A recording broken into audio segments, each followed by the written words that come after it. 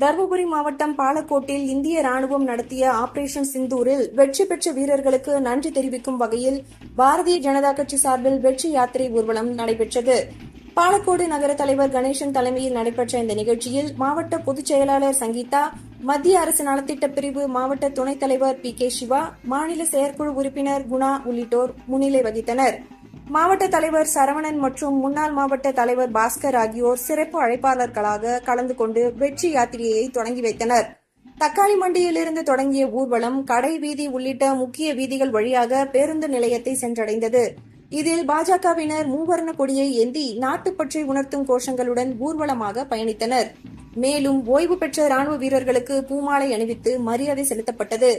நிகழ்ச்சியில் முன்னாள் மீனவர் அணி மாவட்ட தலைவர் மாதையன், முன்னாள் மாவட்ட செயற்குழு உறுப்பினர் ஸ்ரீதேவி, ஒன்றிய செயலாளர்கள் பசுபதி, மணிவண்ணன், முனிவப்பன், சாமுவேல், நகர பொதுச் செயலாளர்கள் தண்டபாணி, ஜெய் கணேஷ் உள்ளிட்ட நிர்வாகிகள் மற்றும் ஏராளமான கட்சி தொண்டர்கள் கலந்து கொண்டு நிகழ்ச்சியை சிறப்பித்தனர்.